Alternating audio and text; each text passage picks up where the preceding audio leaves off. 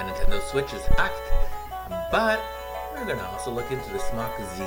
Gaming on Linux joins our giveaway cult. Ubuntu 18.04 is launched. We talk about our support for Linux Journal, what we've been playing, what we've been tweeting, and our topic of the day is, how many Linux gamers are there anyway? All this and more on Beta 0.05 of Mostly Linux on Mostly Gaming.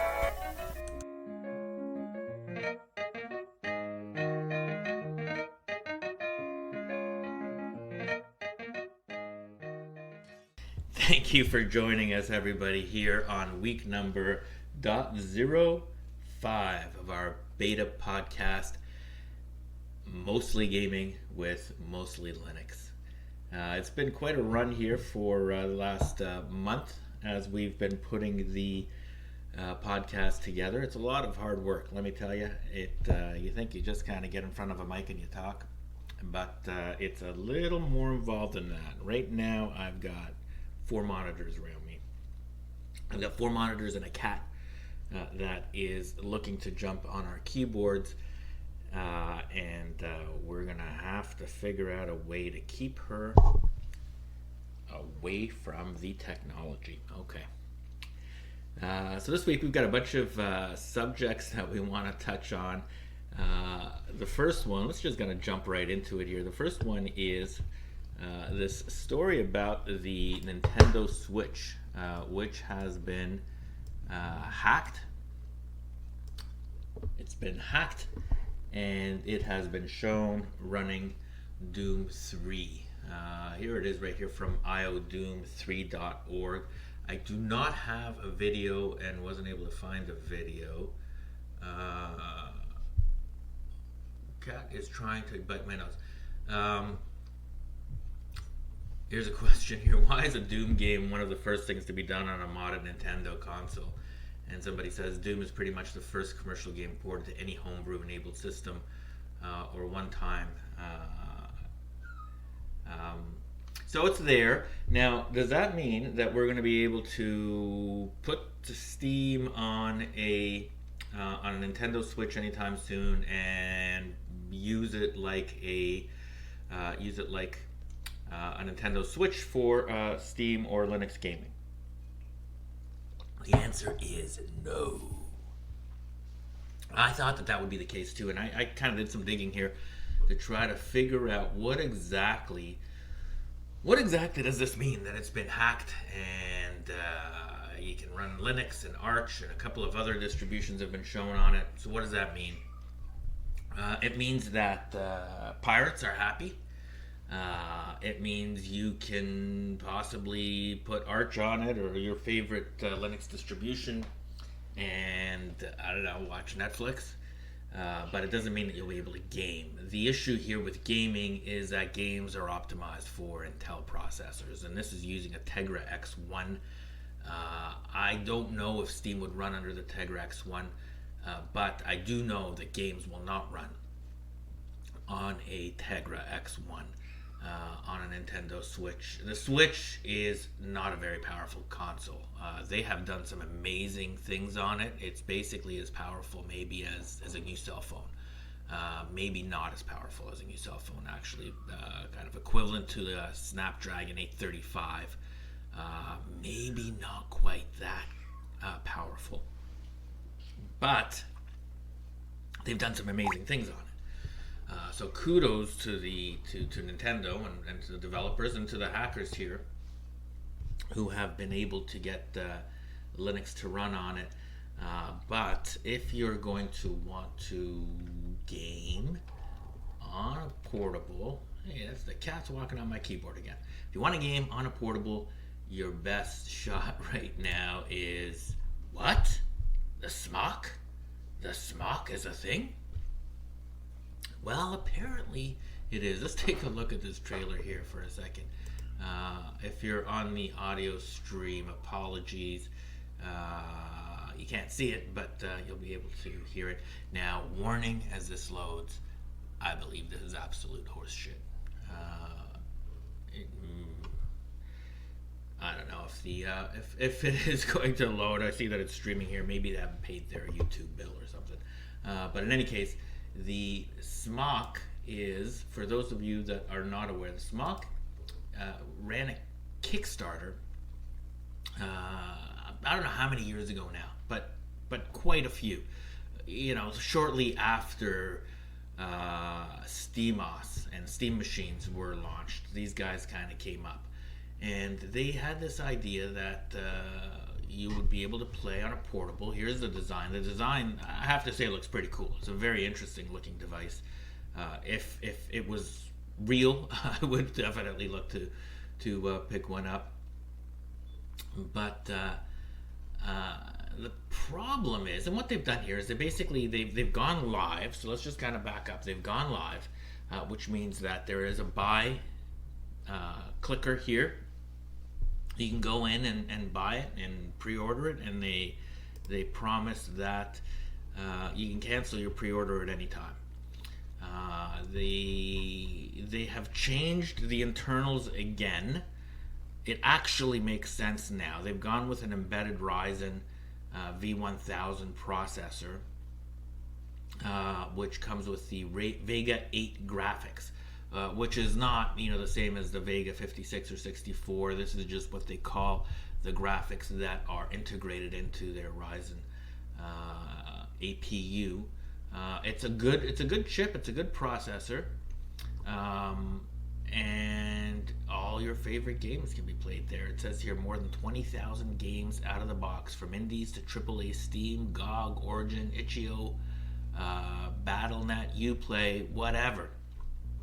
It comes with a full HD 6-inch screen, ultra fast SSD storage, and DDR4 RAM. Pretty cool that it comes with a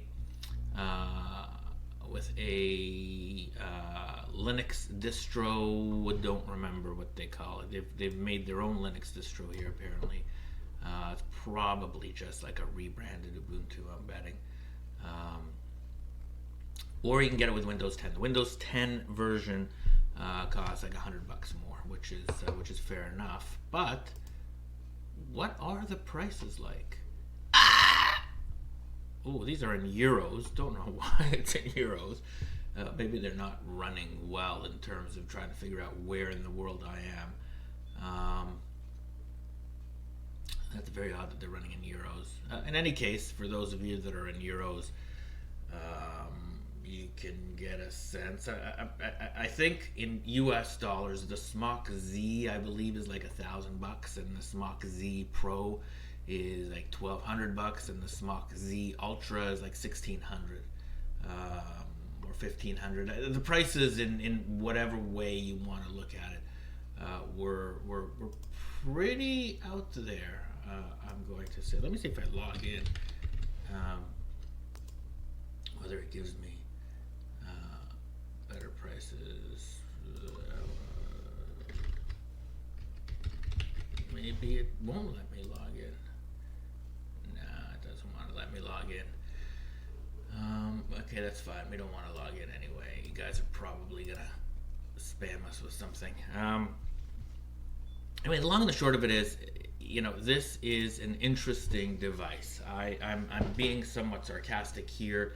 It's an interesting device. It's a handheld. It looks like a Steam controller with those kind of touch pads on each side. The problem is, I don't believe they're ever going to launch it, and the prices are very high. They've been talking about this forever. They started off with a Kickstarter. I don't believe anybody that ever put money up for this has ever gotten one. So, caveat emptor, I would not put my money down on this. But if they are able to launch this at some point, and there's 3, 5, 7, 10 reviews, maybe one that show that there's some decent performance, I might put in for one. But they're pretty pricey too. I'm not sure if it makes sense to buy the low-end model.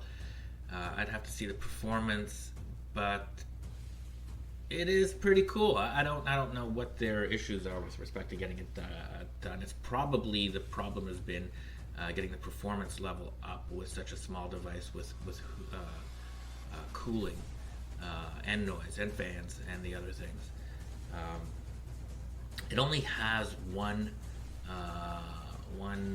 stick on it. I noticed, similar to again the Steam controller.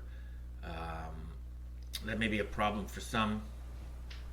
It's not a problem for me though. I don't mind the Steam controller.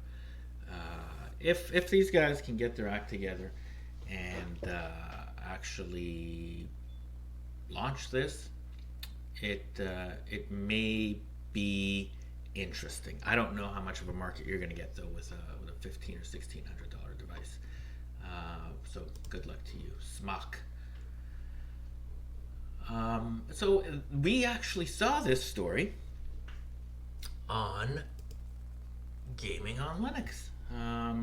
Liam Daw, who runs it, posted over here. I'm not sure if Liam is getting a kickback from from ordering anything. Actually, he's not. He's not getting a kickback from that. I kid, Liam. Do not attack me.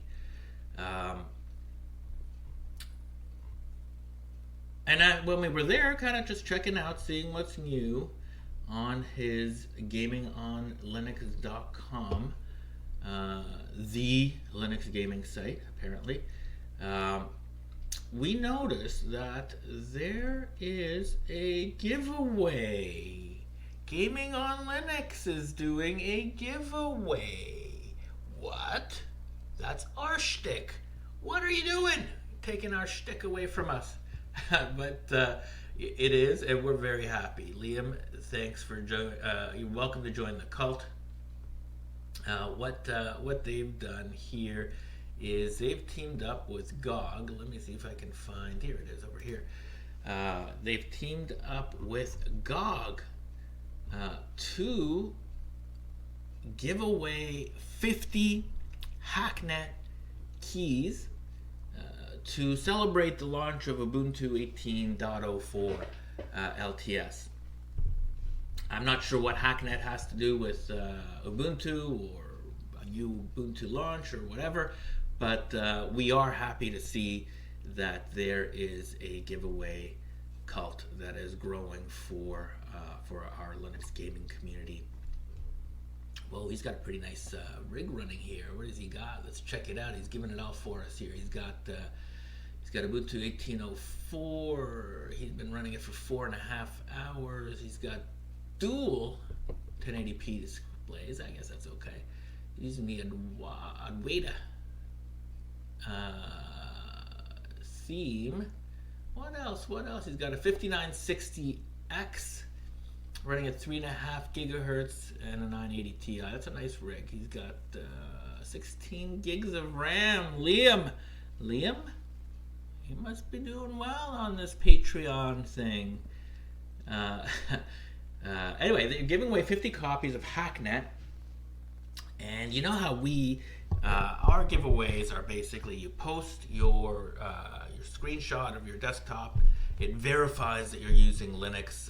The code is good for anything. Of course, the Steam code. But we try to encourage Linux gamers, and we do that by basically saying, hey, post your screenshot. And in the screenshot, we wanted to say, we love whatever the developer is for that week. So for last week's giveaway, Tower of Time, it was we love Horizon. The week before that, it was for Beamdog. We love Beamdog. And so Liam's got this giveaway. How is he going to do it? And he is going to go with I love DRM free games. I love DRM free games. I do too. And you do, and everybody does, because DRM free games are cool. In any case, good for him. We're happy with this giveaway.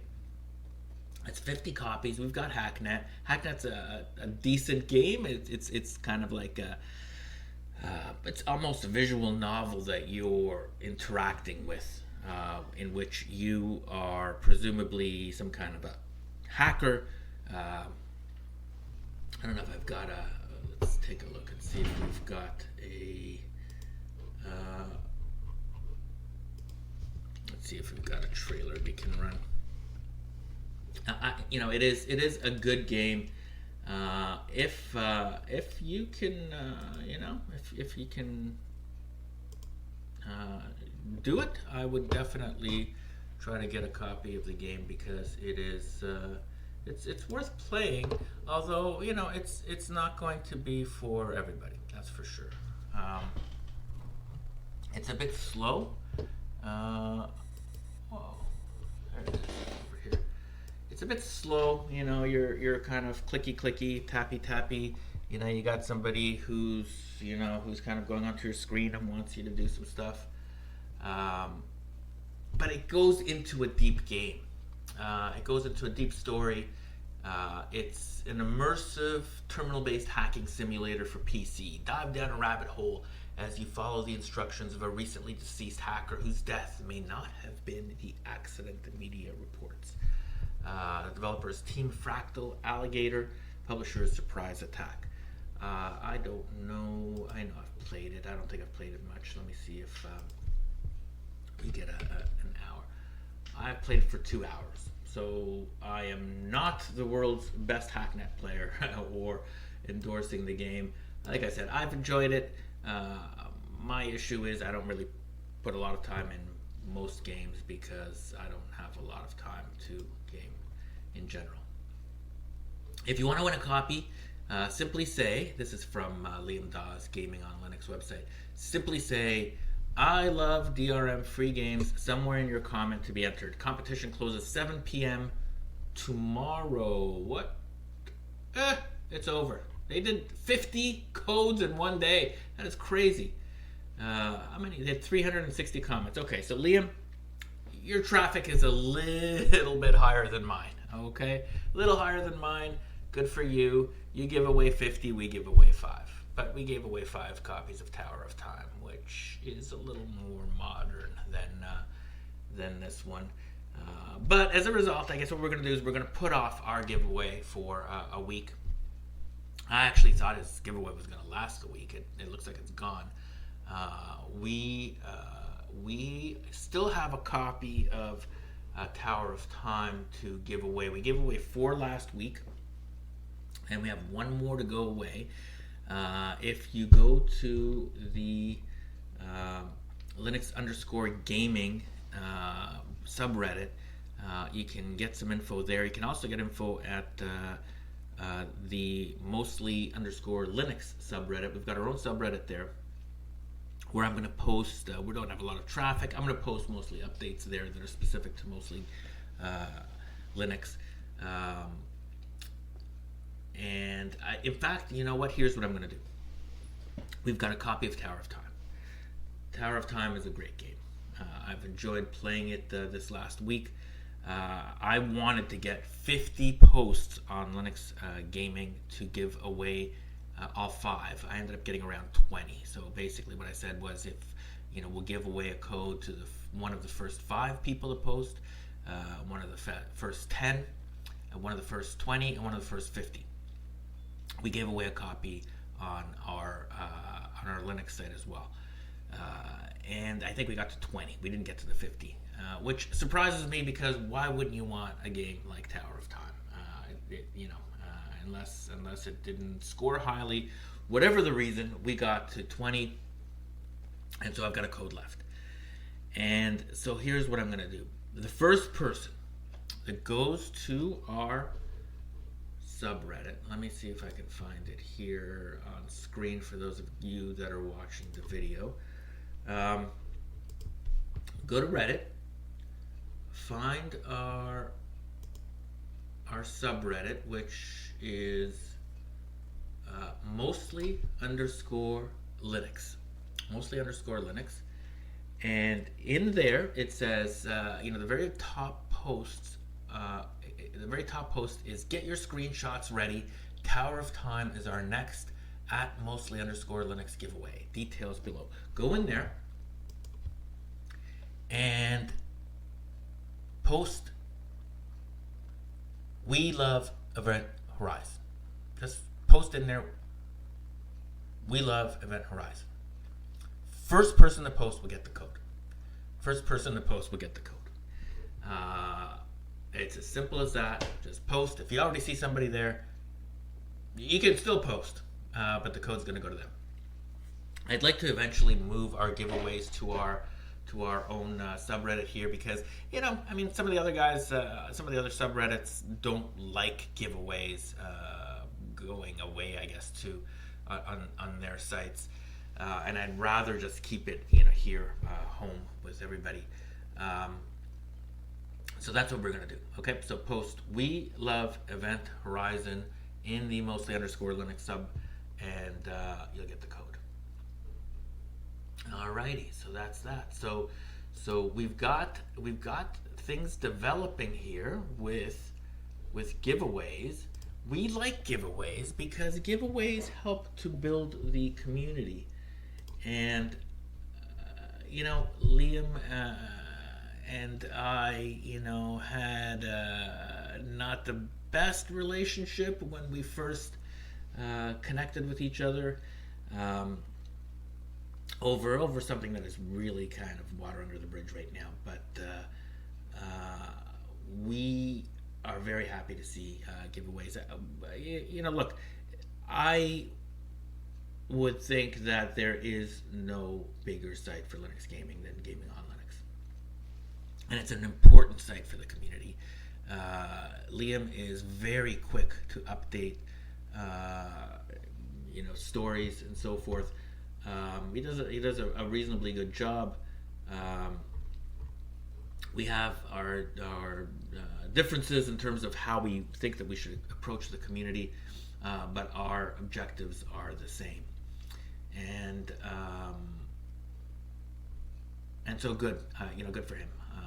Hopefully everybody enjoyed getting their copy of Hacknet, and maybe it went to some new Linux gamers. In conjunction with this Linux 18.04 launch, which is our next topic. So 18.04 was launched. That is probably the big story of the week. 18.04, the next LTS Ubuntu. And we took it out for a spin on one of our machines. I'm not a big fan of Ubuntu. I find it. I'm not even sure what I don't like about it. I find it awkward. I find things just don't seem to work without having to do the extra step. I don't know why that is, and it could be a philosophical issue.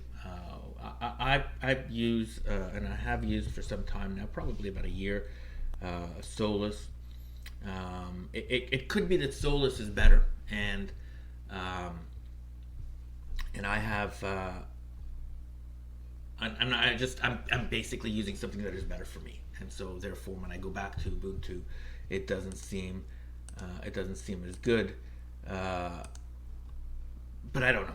I don't know what the issue is there that I don't like. I just know that when I use it, I just don't like it.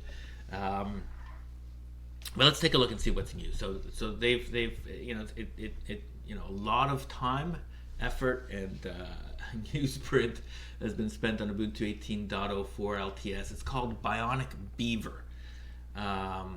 The naming scheme basically is goes through the alphabet, A, B, C, D.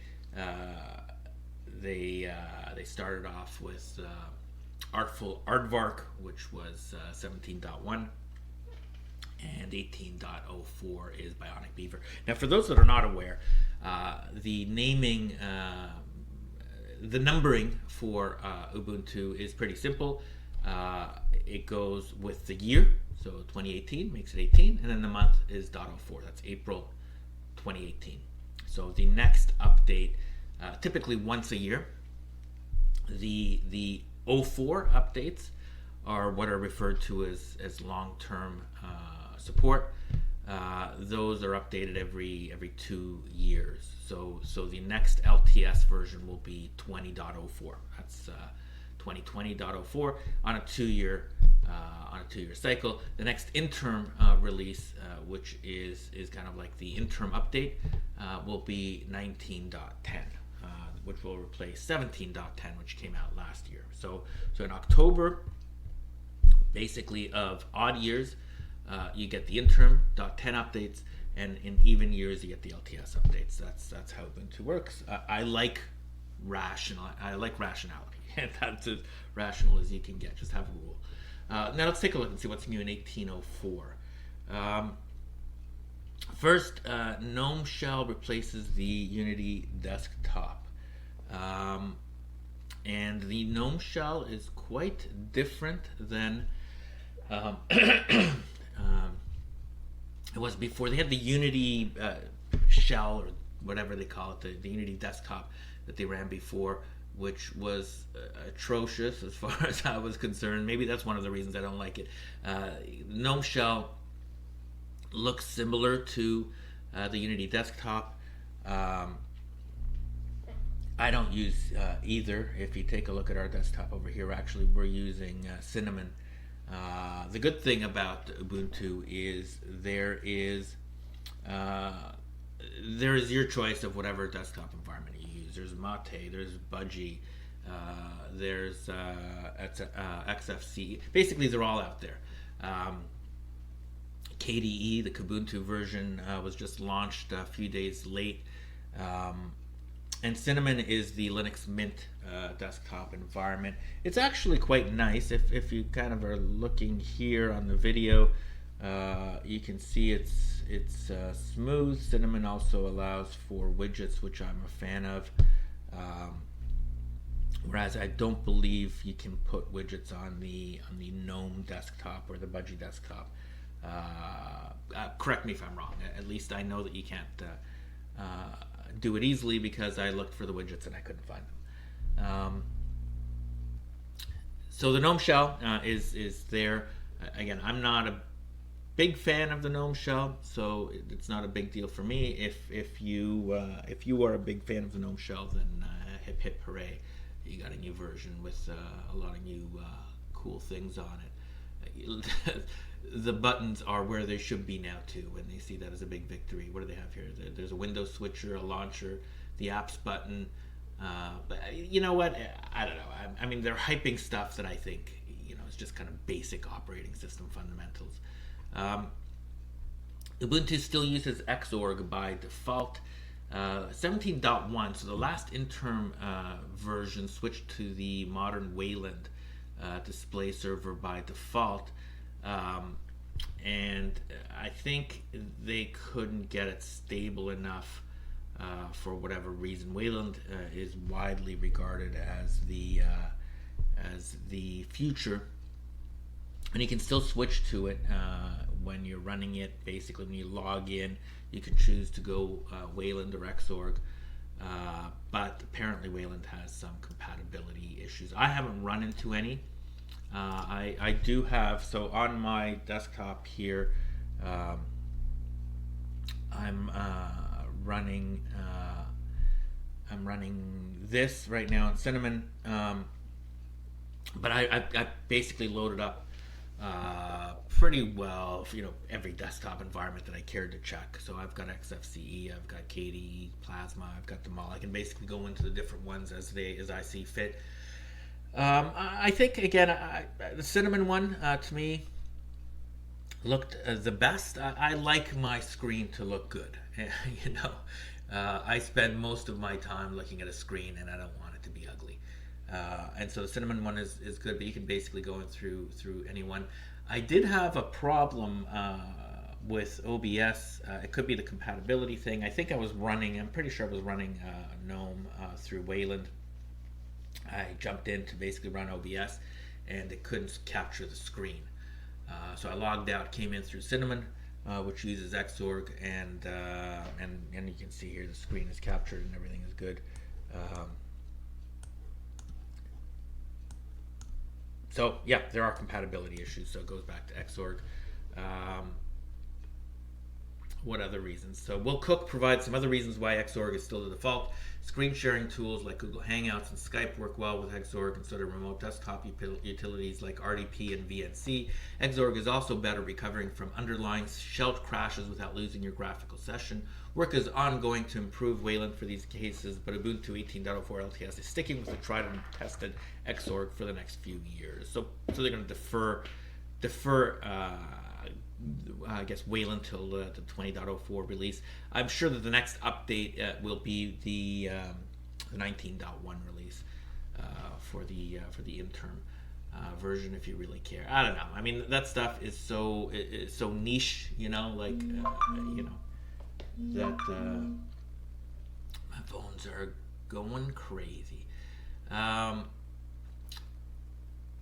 What else here that we've got for Ubuntu? Ubuntu now supports color emoji. Woo-hoo! Don't care. Ubuntu collects and uploads more data about your PC. This popped up actually when I was installing. This was controversial because the default option, as you can see here, is yes, send system info to Canonical. And apparently they want to collect more data about your PC. For a variety of reasons, including just basically getting access to the information so they know who's using the system. All this information will be publicly available so people can see how many Ubuntu users there are and view statistics about their hardware and software. It also is able to tell investors, if you're looking to do an IPO, how many users you have and what kind of users they are and what kind of rigs they have, and maybe some demographic information, and maybe that's good to put in a prospectus somewhere.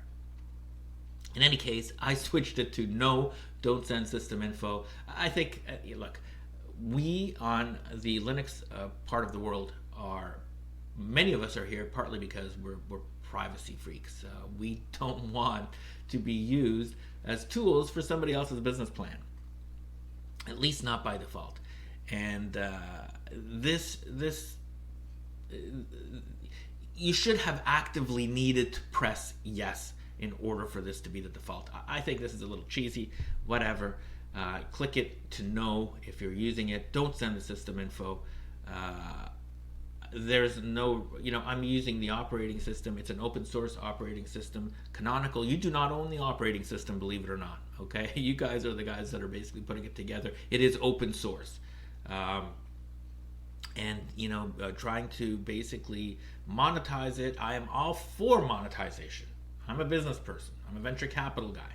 Okay, we are big fans of monetization, but monetization should come by choice, not by default. So. And as a venture capitalist, I value your data much more highly if you can tell me that the data comes from somebody having to actively do something.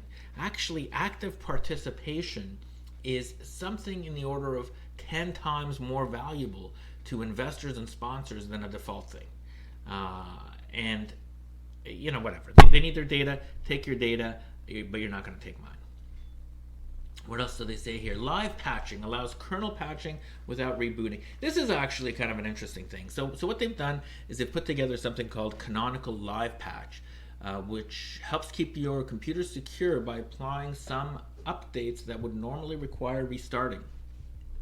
So you can set up your live patch, and when the kernel is updated, apparently you don't need to reboot. I would reboot anyway, to be honest with you, just because I don't know what's going on in the background there.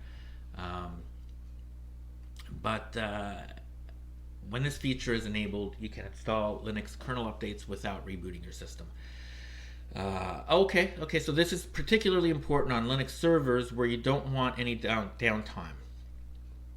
That makes a good point. Okay, so now I understand what they're coming from right now. If you're running a server, you need the uptime. You don't want to basically patch your kernel and have to reboot your entire server. So this is not really a desktop point, although it is supported on desktop PCs and can be enabled graphically.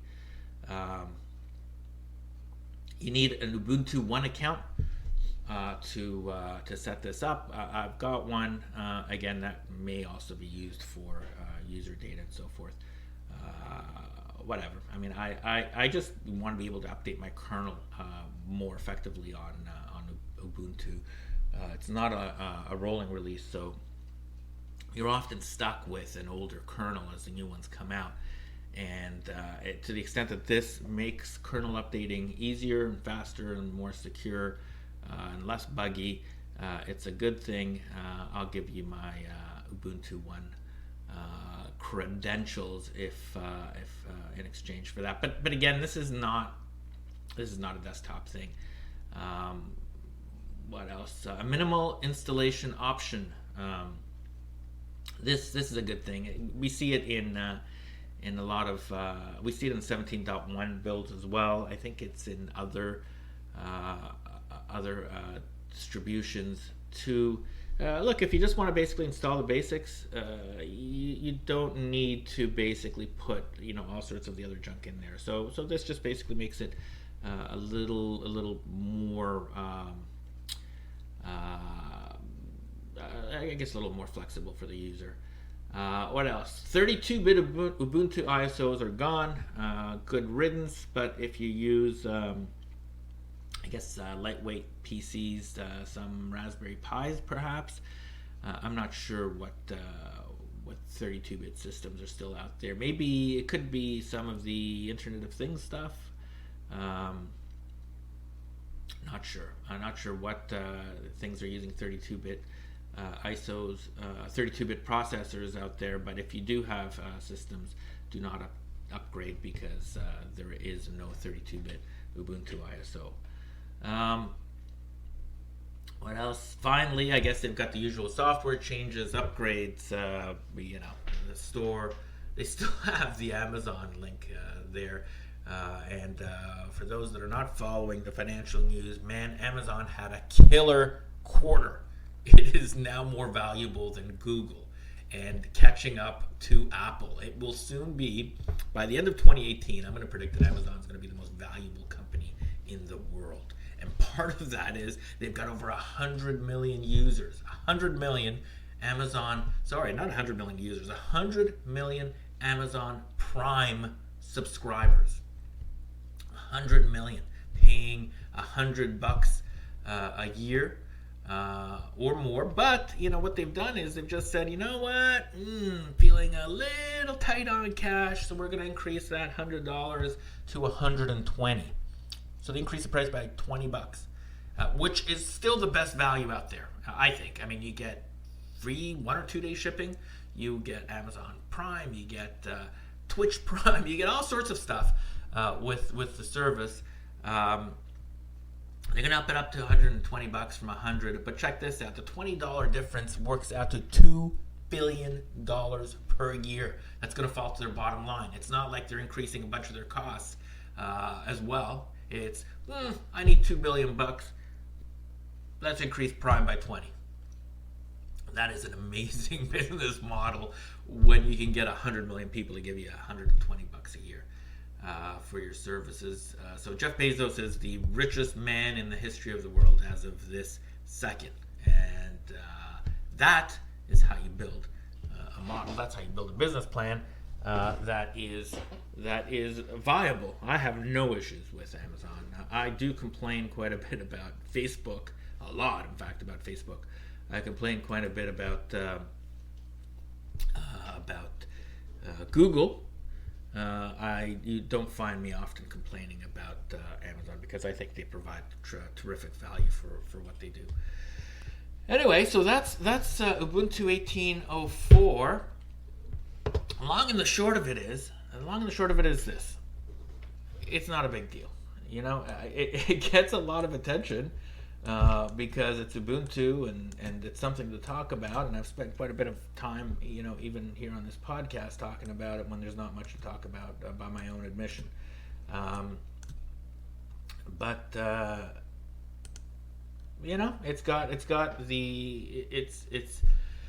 It's an update.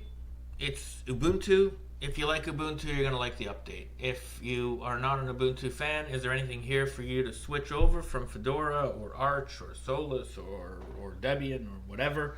No, no. It's you're going to basically run it up, and it's basically Ubuntu. So, um, but you know what? Progress is progress, and that's what it is. But you know who we do support?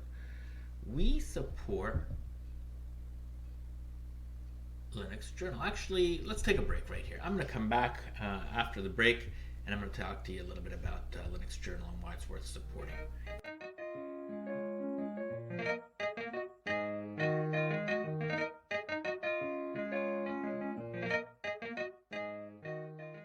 And we're back. Thanks for sticking with us here on at Mostly Linux, on Mostly Gaming. So let's just jump right into it here with Linux Journal.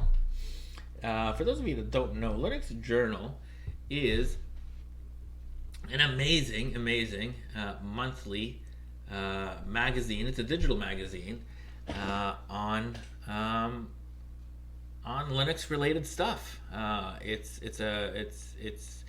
been around for many years. It folded a while ago. Kind of, it's tough running magazines. I'm not sure if you've heard that. It's tough running magazines in the world of the internet, and it was rescued and brought back to life. And they're working to rebuild it. Through subscriptions. I think the magazine is like $35 a year for 12 episodes. Terrific value. Look, we here are all interested in Linux because we're here using Linux and using Linux enough to care about listening to Linux-based podcasts. Now, this is not a sponsored post or anything. They're not paying me. I pay them, in fact. But having access to an ecosystem of not only gaming and websites. We were talking a little bit earlier on about gaming on Linux, but also great magazines, quality magazines like Linux Journal is part of the ecosystem. And so just a little shout out to them. I've been enjoying their magazines. I've subscribed. Again, it's $35 a month. You can also support them on Patreon. It says there, become a patron. We're whatever the top tier there is, like $20 a month. We're $20 a month supporters over there, which is pretty pricey. That's like $250 a year. That's an expensive magazine subscription. If you can swing it, do it. We need things like this out there. But even if you can only afford $1 a month, that's cool. If you don't want to support it on Patreon and want to just basically subscribe to it, it's $35. Okay, it's like a couple of cups of coffee at Starbucks or whatever, and you get 12 issues. It comes in EPUB, PDF, whatever formats you want. You can read it on your Kindle. You can read it on your screen. You can read it on your whatever the Barnes and Noble Nook. I think and it's good reading. The June issue is actually, I think maybe the July issue. One of these issues is going to be on gaming. We're going to try to get an article in there for that. June, July, probably the July issue, I think. But even if we don't, who cares? It's great magazine. I just wanted to give them a shout out because I was looking through their latest issue and really enjoying it, and I thought, you know what, we need to support this kind of stuff. Anyway, enough with that. Let's go and take a look and see what we've been playing, because it's been a busy week at work. Have not been in a situation where I've been playing a lot of games. But let's just take a look here at our screen. So what do I've got? I've got Tesla versus Lovecraft. I've only got 18 minutes in it. Tesla versus Lovecraft was our giveaway last week, a couple of weeks ago in any case. It's a cool dual stick shooter you know what? It's worth supporting and checking out. We gave away 4 or 5 copies, um, but it's worth looking into it at the very least. I need to put some more time into it. I've only got 18 minutes onto it. Space Tyrant is another one of our giveaways. Um, I've got 12 hours in this, so I think this was maybe our February giveaway.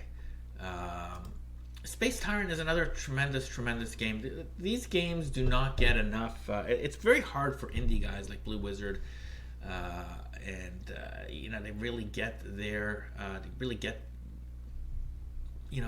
game out there. Part of the I guess part of the sound bites. They're not going to get a lot of mainstream journalist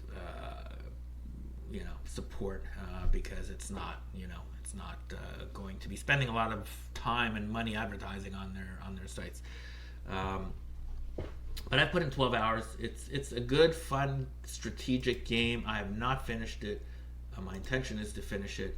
But how can I finish it when I keep going back to things like Darkest Dungeon?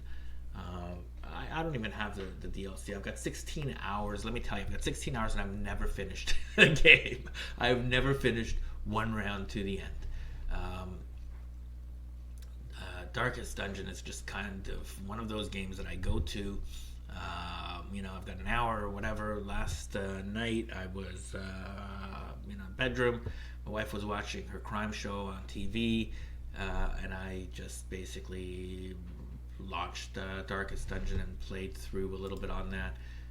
It's so much fun. It's such a deep game.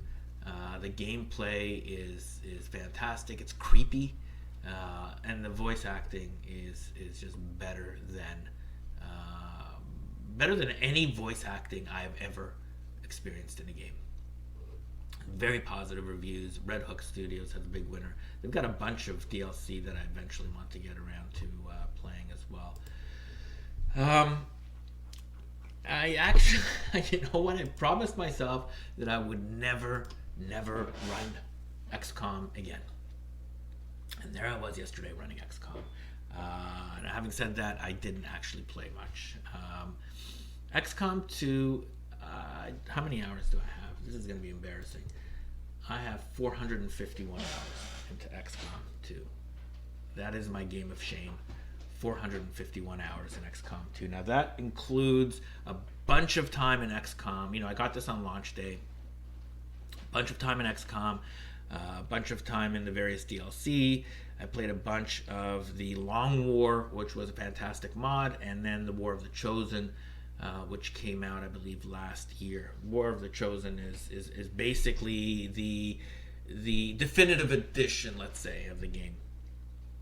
And I've rage quit that game more times than I care to remember. We had a I can only play this game on Iron Man mode, which is basically permadeath. If you don't know, in XCOM, you can basically play the game through save scumming, where basically you can save, do a move, and save, and do a move, and save, and do a move, and if you die, you just reload and try it again. That way is not fun for me. I need to have the sense that if my character dies, that's the end of that character, and that is called Iron Man mode. And going through War of the Chosen, which is a little more difficult than the regular game, I load up. I go through the Iron Man mode. Play through. Usually get to maybe 10, 15, maybe 20 hours of the playthrough. And what happens is, if you're not fresh when you're playing, like if you're playing the game and you've been playing it for a couple of hours and you're kind of feeling a little tired, stop. Okay, stop and put the game away. Because if you're playing on Iron Man, you are going to make mistakes, and that will be the end of your run. And I ran through War of the Chosen, I don't know, maybe 5 times. And I got to that point, you get tired, you push forward, you make mistakes, and my team dies. And then you've got your backup team. You got to rebuild. You go through that. You die. You take chances, and that's it. The 20 hours that you've spent on that run are pretty well dead. You can basically try to rebuild it, but it's going to be very, very difficult, and you might as well start fresh again. And when I get to that point, I rage quit, and I say, I'm never going to play this again. And I did that. The last time I did that was probably, last year. And then here I was with everything else on my list of things to play, and I loaded it up again. Good news is I kind of went through that first mission, and I thought, I gotta stop. This is not something I can play casually. It's going to get its grips into me, and then every other game that I'm playing is going to be put in the back burner. So I was successful in that. My other game of shame is Divinity Original Sin 2. You can see 129 hours. This is a game of shame because there's no Linux version. And there's no clear path to a Linux version. They've been coy. Actually, they haven't been coy. They haven't said anything about a Linux version in quite some time. And it doesn't work, at least on NVIDIA and Steam. It doesn't work on via Wine. So I actually have Windows on at least one machine to dual boot just to play this game. And I'm constantly lobbying for Larian to basically provide this game. In one recent kind of Twitter back and forth last week, they said they have nothing to announce at the moment. Okay, at the moment. So that means at some other moment, I got back to them with this. So at some other moment, you may have something to announce, which is very, very good news.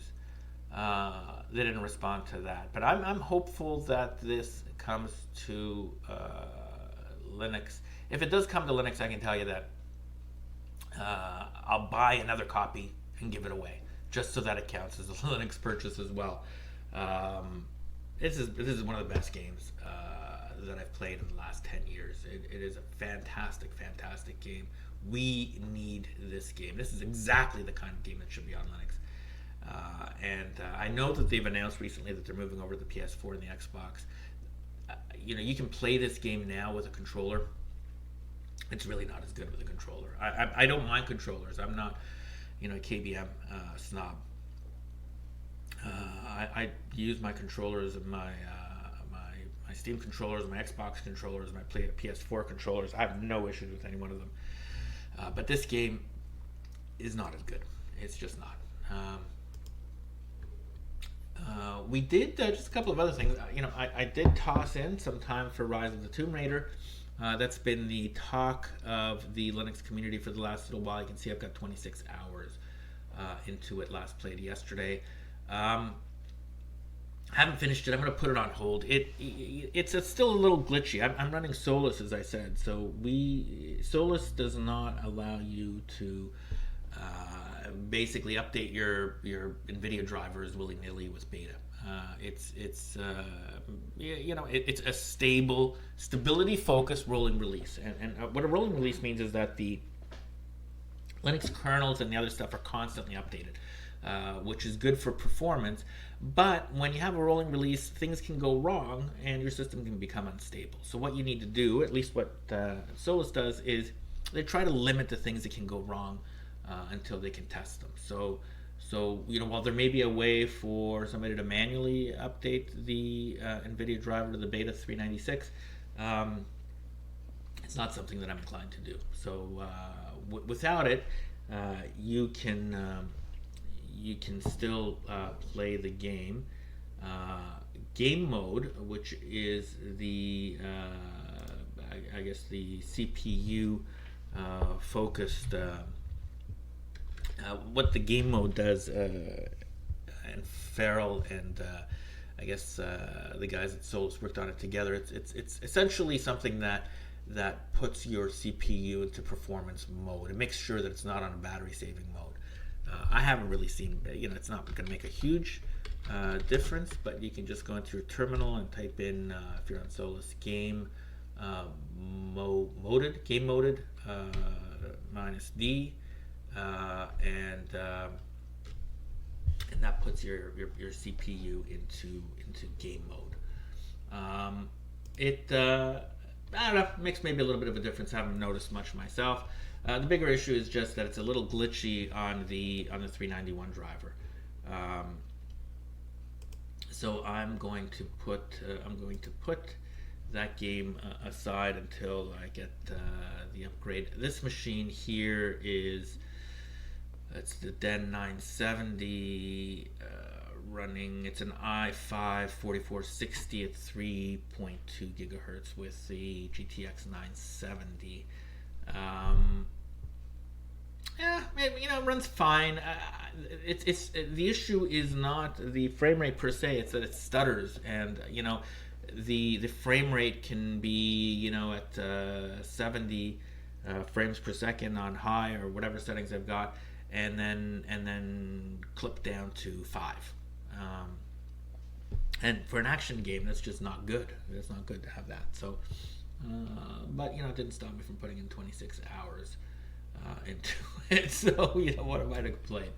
Tower of Time was our giveaway last week. Put in about an hour and a half. This is a really, really fun game, and thank you very much to Event Horizon for participating with us in our game code giveaway. Well worth your time. If you're looking for something kind of cool to play, it's an RPG. It's a tactical RPG where you're basically going through this inverted tower. You want to get the tower has somehow been buried in the earth, with the bottom of the tower kind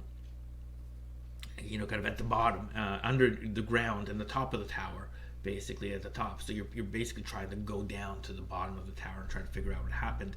And the battle system is turn-based, semi-real time. So it's kind of tactical, not quite like XCOM, but inspired by something like that. So again, thank you very much to Event Horizon for the giveaway. We've enjoyed our 90 minutes of playtime with it, and definitely want to get back. What's this? Guns of Icarus. Ooh, I think that's a shared game with Grey's and Evan. I don't think I've played that much. I think I may have installed it. The Fall likewise, but those are the primary games that we've been playing. The rest of the stuff down here looks like we played it this month. These are the games we played this week. Lots of stuff. I mean, the ongoing issue with gaming is just we're overwhelmed by the richness of choice. And one of the arguments I make is a silly argument, I will admit, but one of the benefits of Linux gaming is that we don't have access to the other 70% of the games out there. Can you imagine if we had access to every game? How could we possibly? I can't possibly get through it right now. So being somewhat impoverished little Linux users that don't have God of War to play, sometimes can make you a little better off, because you can just focus on what you have and what you can play and not on everything else. But even at that, I've got too much and I'm not getting around it. In any case, let's take a break right there. We'll be right back.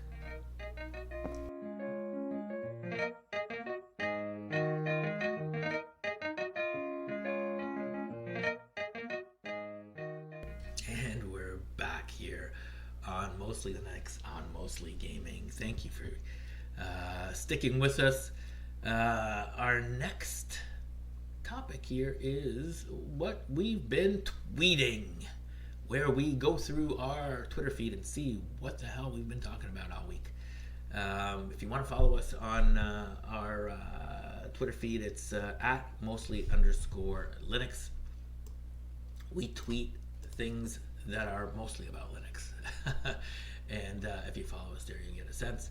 Anyway, let's take a look. So, nice work. Here's our first kind of response. Oh, okay. So here's a cool one. PC Gamer. PC Gamer built a PC using a cardboard box as their case, and their story was forget Nintendo Labo. We built a PC using a cardboard box. Flammable and flimsy as hell, but they got it done, and they went through the project. And you can go through the story yourself. It's you know what, it is crazy, it is stupid, but I love stories like that. So we retweeted that out with the post. Nice work at PC Gamer. Now toss a fresh copy of Manjaro Linux, and you are ready for some serious gaming. What else have we been tweeting? We tweeted some stuff for Tower of Time. That got some good responses there from Event Horizon. I was complaining a little bit about... so there's a story. So here's the story. So Screen Rant ran a story about the fact that Paramount is working on 2 new Star Trek films. And... not clear what they're going to be. One of them is a continuation of the existing alternate timeline universe, but Quentin Tarantino has his own project, and those might be separate projects, and they may be splitting them out. And they were basically speculating as to what that could be. And my post here basically says, I can't understand why this studio refuses to either reboot Star Trek The Next Generation or push the series forward in the timeline. We've got Discovery, for those of you that are Star Trek fans. Discovery was actually quite good, but that's based, pre Enterprise, pre the original Star Trek. Takes place about 10 years before that. Then you've got the Star Trek movie franchise, which is in an alternate universe, an alternate Star Trek, the original series universe. And last we saw, The Next Generation was with, Shinzen, with Data dying, that last movie, whenever that, stuff was, a number of years ago. And that's basically as far forward as the Star Trek universe goes in terms of the cinematic or television universe. The books have pushed it forward, but I'm not really even sure if the books are quasi-canon. But I think at some point, the next movie is going to have to come out that basically expands the timeline. And I would love to see a Next Generation reboot, or a next generation, maybe that takes place 100 years beyond that. Something that basically pushes it forward, because it's time to move forward, and I think you're losing out on your brand there, Paramount. We also trolled Elon Musk. Check this out. He says, at Elon Musk says, "Oh, by the way, I'm building a cyborg dragon," which got 449,000 likes and 107,000 retweets. "Oh, by the way, I'm building a cyborg dragon." So we kind of trolled him a little bit and said, even idiotic tweets are deemed worthy of 500,000 likes by your flock. Here's a better question. When are you going to start building cars?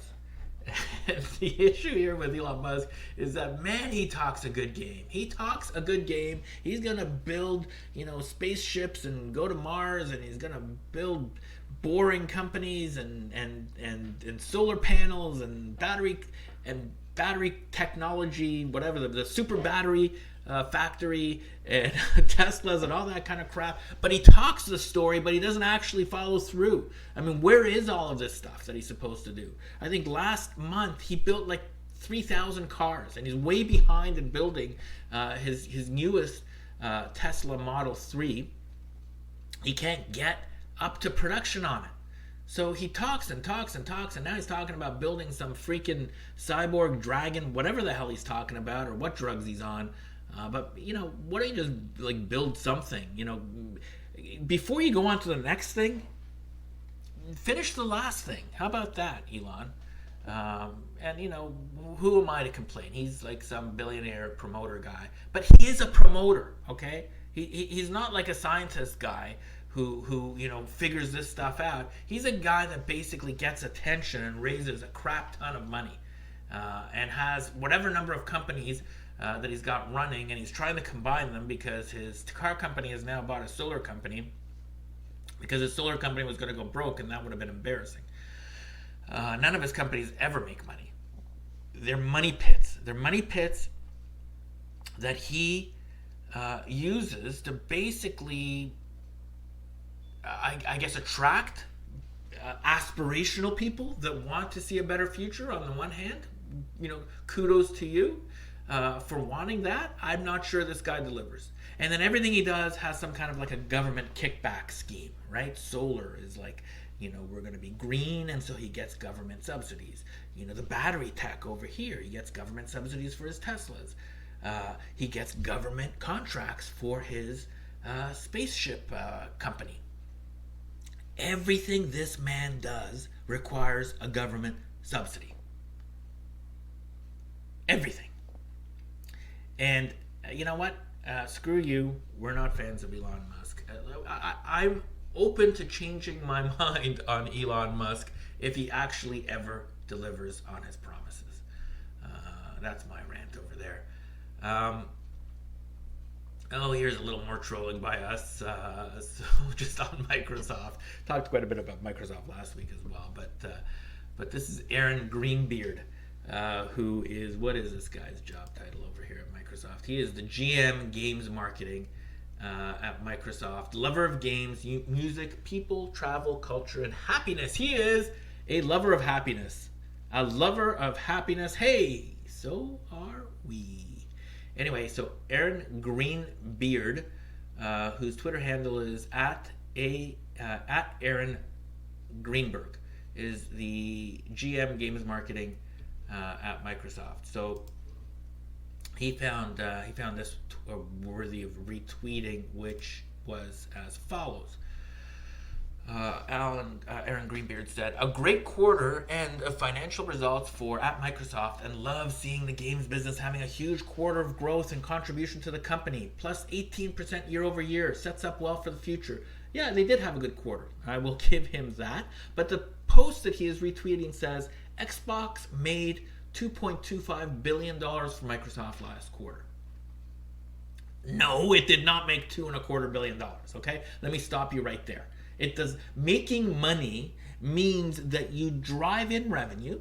Okay, so you sell something. The money that you get is the money that you make, because you have to pay for the stuff that goes into making it. So the way that business works is that you sell something, and then you have to subtract all of your costs. Okay, so if I make and sell you a mouse, and I sell you the mouse for $10, the mouse probably cost me $9.75 to make, right? So the 10 minus the 9.75 leaves me with 25 cents. That is what I make. Okay, the $10 is not what I make. That is what I generate in revenue. Making money means that is what you are left over after you've paid all of your expenses. So $2.25 billion for Microsoft. Xbox made $2.25. That is misleading. Okay, they generated $2.25 billion in revenue. Okay, so my post here basically says it didn't make $2.25 billion. That's a revenue number, not an EBITDA number. EBITDA is that number that I was mentioning earlier that you're left with, the 25 cents in the mouse example. It is not an EBITDA number. I can understand gaming journalists being financially less literate. They're barely gaming literate. But reposting it brandishes it with your support. You know better. Good quarter. No need to exaggerate. I hate bullshit like that. Like it's like they act like we are just the fucking biggest morons in the world, and that they just can basically provide us with misleading information, and we're all just gonna cheer. Clap, clappy, clappy. You don't have any games for us to play, but you're making a crap ton of money. Why? Why are you making money if there's no games for us to play? Okay. End of that rant. I'll have one more rant. I was listening to one of the IGN podcasts. I actually listened to quite a few of them. GameSpot and the Xbox One and sometimes the PS4 one, and so they've started this kick where for Hims is some kind of company that basically sells balding or erectile dysfunction. What they basically do is apparently like you call them in, you get some doctor like on a screen who basically writes you a script, and I guess you pay the doctor for the screen. I'm not sure what their model is, whether they probably get a kickback on whatever the script is that you get, but it's basically some kind of a, I won't call it a scam, but some kind of a thing where you basically get guys to worry about the fact that they have problems, and then you basically have I don't know, like some kind of a boiler room of guys that can provide you with prescriptions, and then you buy their crap. They ship it to you too, I think. And every single one of these podcasts has the same freaking ads, right? About kind of trying to create anxiety over the fact that you might be balding or can't get it up or something. And so I just kind of posted, some ad tech algorithm somewhere decided that a lot of balding, troubled men with erectile dysfunction listen to IGN's podcasts, which probably is true. But you know what? If you're balding, live with it. Okay, you don't need to have some idiot give you a prescription to make your hair grow back. It won't grow back. Okay, you're gonna look dumber with whatever a hair patch or whatever little stubble you might be able to grow there by taking some pill. Okay, and if you're in your 20s or 25 or whatever their demographic is, and you can't get it up, go see a real doctor. Okay, you don't need Viagra. There's something wrong with you if you're that age and you can't get it up. Okay, so go see a real doctor face to face rather than get some script from some dude in a boiler room that you heard about on IGN Game Scoop.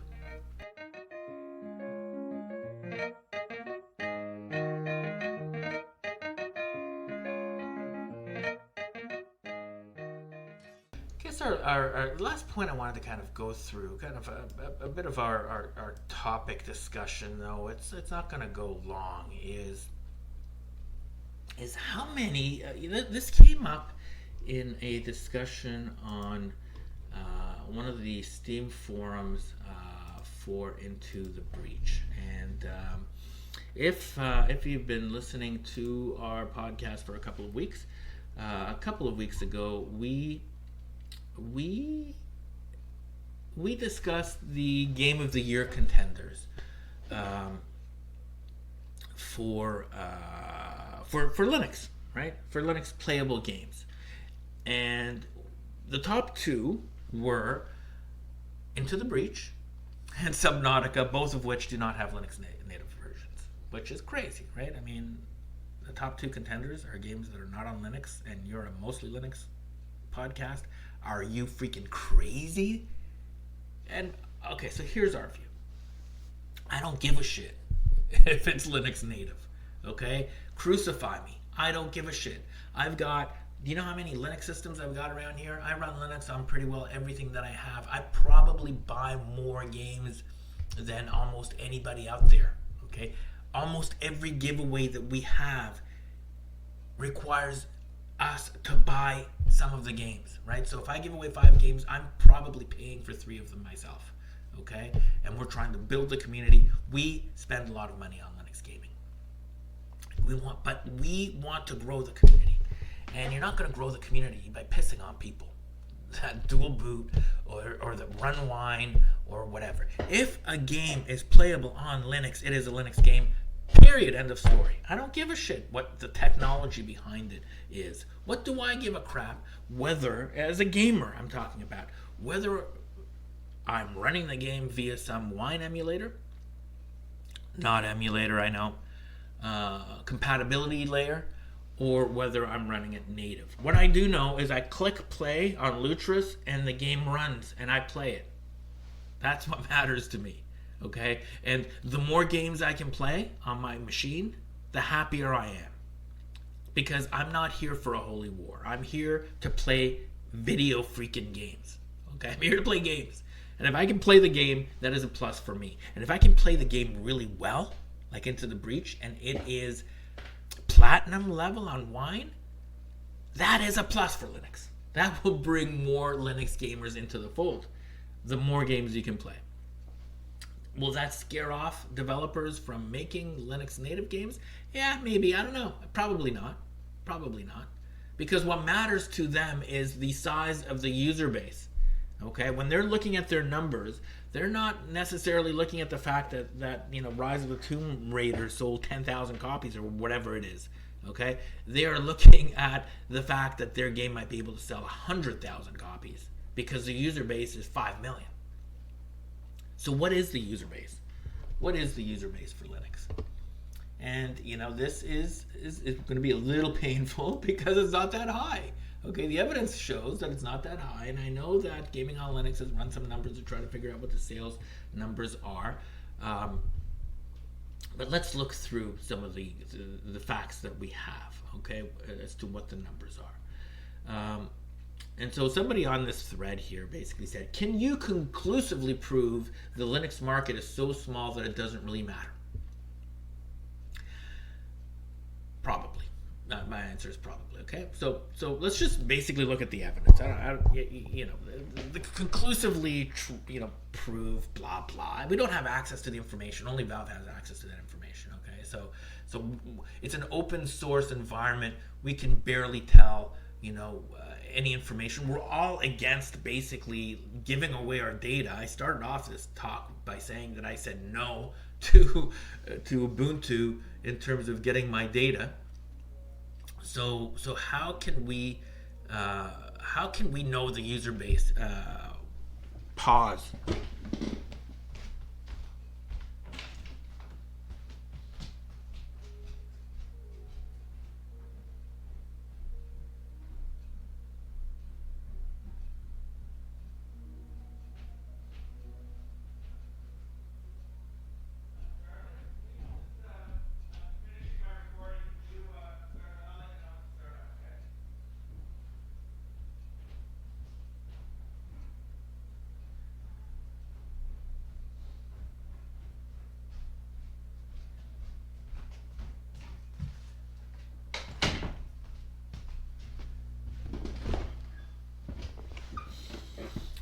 So let's take a look at the Linux share of the market based on the evidence that we have. And what is that evidence? Well, first of all, Valve has announced, at least there was a screenshot somewhere, where Valve was basically saying that there are 67 million monthly active users on Steam. And we have that through GeekWire. Here's the link, where Valve reveals Steam's monthly active user count and game sales by region. Now, this kind of information is very hard to get access to because Valve doesn't share their data, at least not with the public. So this is from a story on August 3rd, 2017. I assume it's more now, but let's just kind of go with the numbers that we have. They've got 14 million peak concurrent users, up from about 8.5 million in 2015. They've got 33 million daily active players and 67 million monthly active players. This number is probably higher because of the PUBG effect, where basically a whole bunch of Asian players basically jumped in. But that's 67 million. That's data point that we have from a Valve presentation. So in March, if we take a look at the Steam survey for March, we see that Linux users made up 0.33% of the market. 0.33% of the market. That's up 0.5%, or actually not 0.5%, up 0.05%. So basically flat. Most popular Linux distro is Ubuntu 16.04, followed by Ubuntu 17.1. It'll be interesting to see if 18.04 starts creeping up over here. But there's a lot of Linux distributions. I mean, even Ubuntu is It doesn't break it down beyond there, at least not that I can see. Maybe it does. No.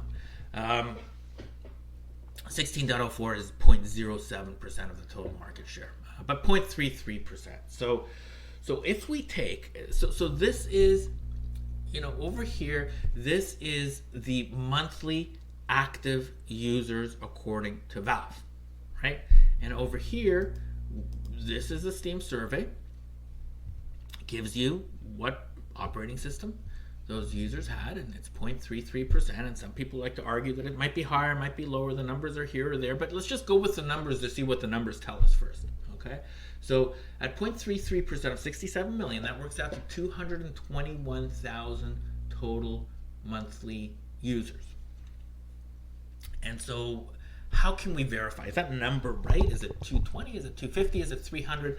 I don't know. But it's let's just say it's going to be between 200 and 300,000. Right? That makes sense. Depending on the numbers, give or take. But that's the magnitude of what we're talking about. We're not talking about 2 million or 20 million. We're talking to a few 100,000. And when we take a look at the Linux gaming subreddit, there's 63,000 members of Linux gaming, which is a good number and kind of corresponds to, that 200,000 to 300,000 monthly users. This is not the total user base, mind you. This is a monthly. This is how many people are playing on Linux every month. And it makes sense that, a lot of them might also be going over to Linux gaming. And so 25, maybe 20% of the gamers are also going to check out the subreddit. That kind of makes sense to me. I mean, that's reasonable, right? If I take a look over here, if I go to, let's say the PC gaming, or gaming in general. Let's take a look and see what gaming is. So gaming subreddit has almost 18 million. Okay, so 18 million in gaming, but that's all gaming. Is there a PC gaming one? Let's take a look at that. PC gaming subreddit.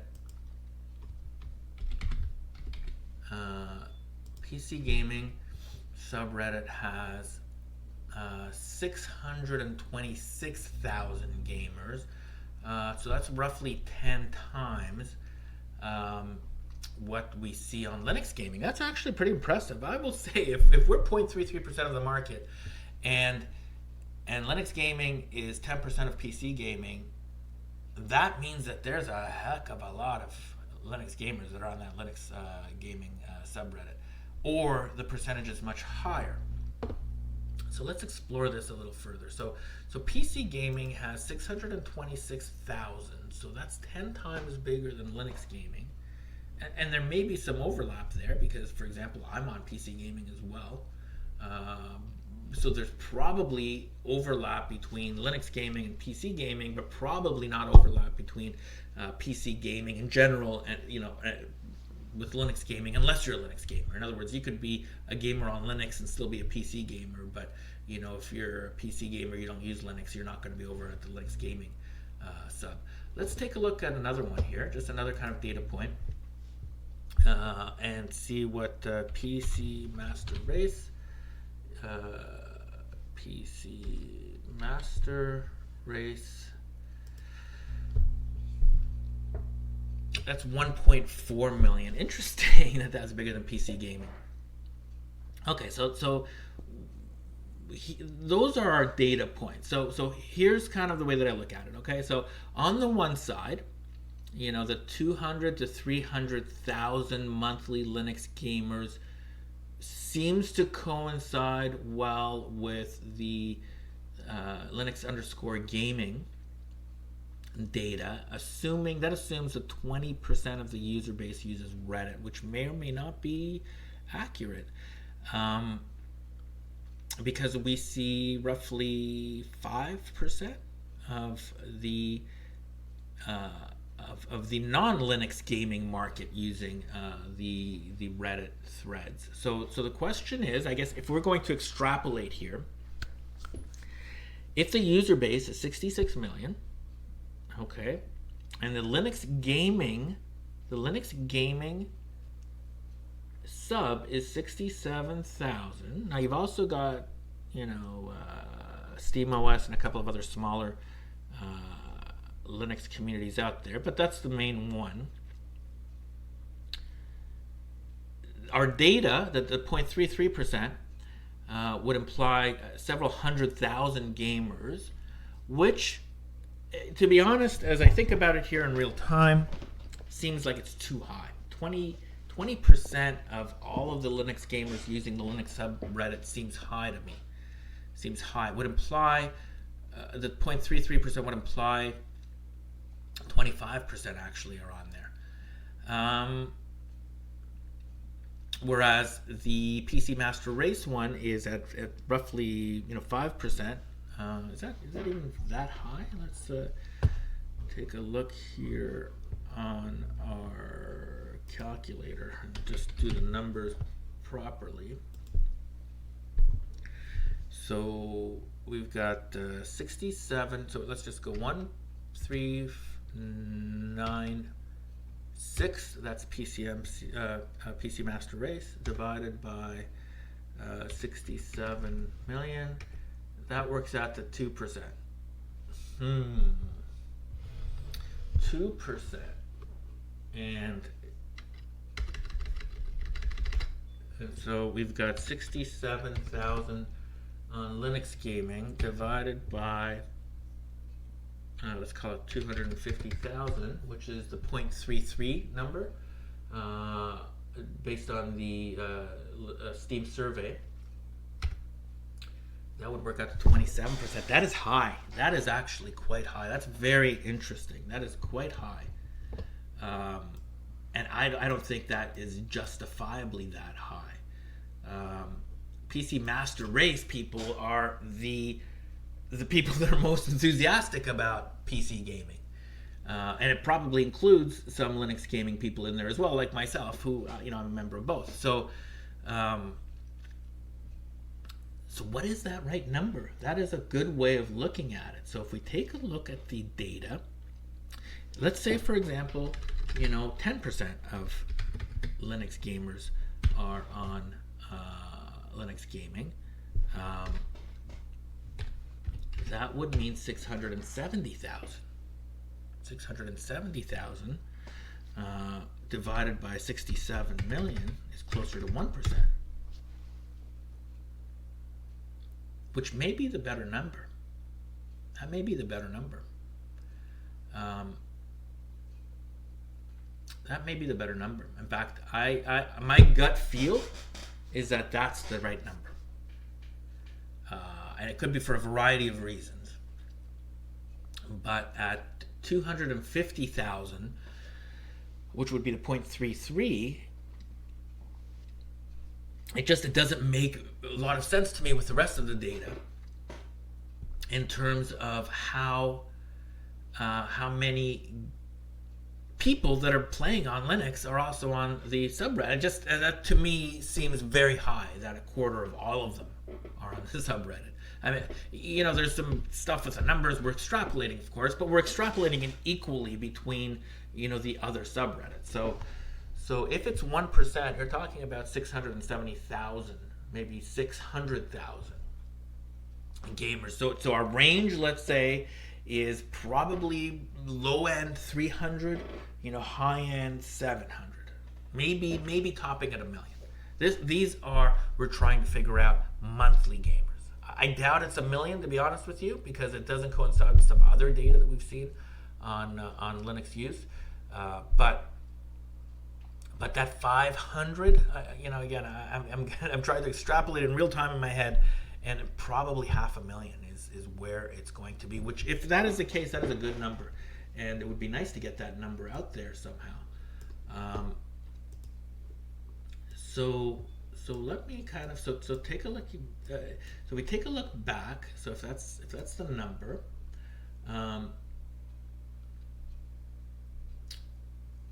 Of those, so if we go to Wine Gaming, let me just kind of back up. So what is the What is the wine gaming subreddit? How many people are over there? I don't believe it's going to be very high. There's 3,800. 3,800, that's right. I already got that data from before. So there's 3,800 members of wine gaming. So that would imply basically 5% of Linux gamers are also members of wine gaming, which is very, very low. Very low. And it's possible that a lot of the people that are into wine are also just reading the Linux gaming sub. But why wouldn't you join? It's not like it's a hard thing to join both, like I do, right? So that is very, very low, which means that wine gaming is really not a thing. It's not a thing. In fact, if we take the wine gaming number, then let's just take so if we go 3,800, divided by 0.1, that gives us 38,000. Using the same 10% number that we use to kind of get the 670,000, we're assuming that 1% of the user base from the extrapolation. That means it's 38,000. 38,000 monthly wine gamers. You know what? That doesn't seem wrong to me. With 1 out of 10 of them being on a subreddit, maybe? Hard to say. But if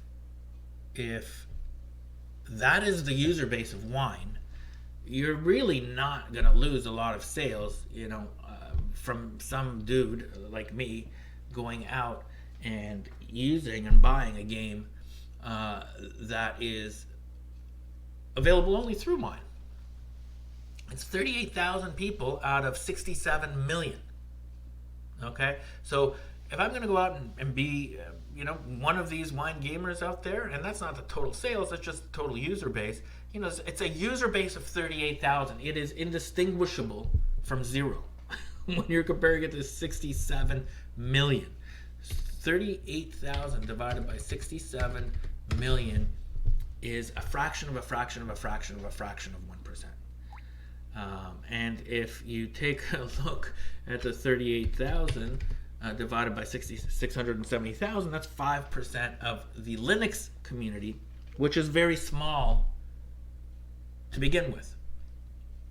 So I guess the long and the short of it is they're just on the wine gaming side. Leave people alone who want to basically play their game. There's such a minority that if you are like what we need to be is we need to be aspirational. We need to grab the Windows and the Mac users and bring them in. We don't want to beat up the wine gamers. Okay, they are to us what we are to Windows gamers, and Windows gamers don't think of us. So we really should not be spending as much time worrying about wine gamers. But that is an interesting number. So if the extrapolations there that I've just kind of worked with are correct, it may mean that there's 500,000. And I think the best path forward for Linux gaming is to take that if we're at 500,000. First of all, if we are at 500,000 and not at a couple of 100,000, there's got to be a better way to get access to that data and get that to the publishers. But if that number, the best way is to obviously get that number to 1 million and 2 million and 5 million. And wine or no wine, if we are a bigger sized community, there will be more support. The best path through getting more Linux native games, in other words, may very well be making more games available on Linux, period, including through wine. And if that's the case, maybe more people will use our platform. Because there are more and more people using Linux all of the time. Okay, there was the Linux Gamer was posting on an article where he basically said, anecdotally, I'm getting a lot more people visiting my site and interested in Linux gaming, and we see the same thing over here. And that's because Windows sucks. Windows is a horrible operating system. Forget about freedom and FOSS or floss or all of the stuff that we that are listening to this podcast care about, because that's not normal. Normal people don't give a crap about that. Normal people care about just using their system, not being spied on, having it not crash, making it look good, and just doing their work and playing their games. And Linux is better at most of that. So there are people that are naturally interested in checking it out. And what we need to do is we need to embrace them. We need to sell them on Linux gaming, because Linux, unlike Microsoft and Apple, use marketing people and sales people and advertising, and they make their system look cool, and they push it and they promote it because they have a vested interest in doing that, because they own the platform. Nobody owns our platform. So we are the ambassadors for Linux. We are the marketing people. And you don't sell a product by hitting your customer over the head. Okay, I'm telling them they're a loser and they get off of Linux because they're a noob. And I know I've gone through that before, but that is exactly what that Into the Breach discussion kind of ended up becoming. But by and large, okay, I feel quite comfortable based on just this quick extrapolation that 500,000 is probably the reasonable estimate of monthly active Linux gamers. And if you have some comments in terms of how I've come up with the numbers, I'd be happy to hear your thoughts. I'm not saying that is definitive, but it is as good a guess as I've seen, and hopefully we can continue to kind of work on it and try to get a better sense of what that number is. We'll be back after this.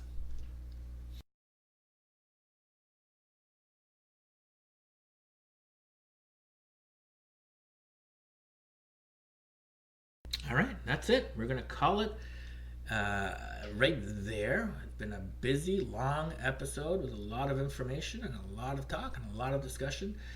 Please feel free to follow us on Twitter at mostly_Linux. We're also available on Twitch, twitch.tv / mostly Linux without the underscore there. You can find us on our podcast site. I won't give you that because you're obviously here. But please, if you can do us a favor, subscribe rather than just downloading it or listening it once. You can see on the podcast site that there is an RSS feed and a Stitcher feed button. Subscribe either way. I think it's also available on Spotify, but that's really hard to find podcasts on Spotify. It's also available on Google Play. We're not on the iTunes store yet. I have to find the computer that runs iTunes, and I'm mostly Linux, so I don't, I guess I got to get to the Windows. I don't know. Somehow, to get on Apple, you got to have an Apple device, I think. I don't know, but we'll figure it out. We'll try to get on iTunes as well.